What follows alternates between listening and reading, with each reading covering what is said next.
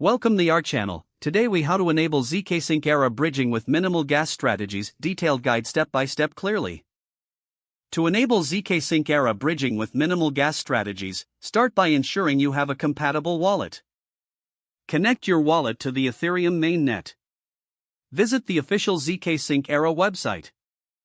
Navigate to the bridge section of the website. Select the asset you wish to bridge to zkSync era. Enter the amount you want to transfer. Review the current gas fees displayed on the screen. To minimize gas fees, consider adjusting the gas settings in your wallet. Choose a time when the network congestion is low. Take note of the gas prices and compare them across various times if possible. Once satisfied with the fees, click on the bridge option. Confirm the transaction in your wallet. Wait for the confirmation to appear, which may take a few moments. After the transaction is confirmed, check your zkSync era wallet for the bridged asset.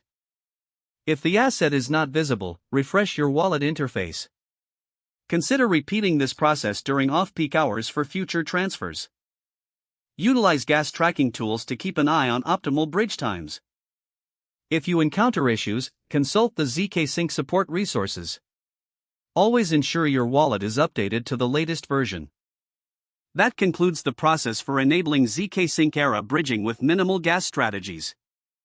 If the page does not load, refresh the browser or try again in a private or incognito window.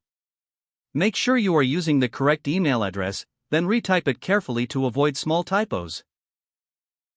If your password is not accepted, use the reset option and create a new strong password you can remember.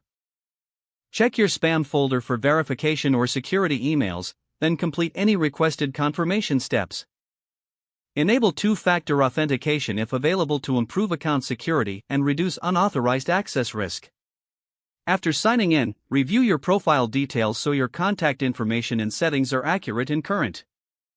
If you see an error message, note it down and try again after restarting your device and internet connection. Log out when you finish, especially on shared devices, to keep your account and payment information secure. Don't forget to like this video and subscribe to our channel for more step-by-step tech guides.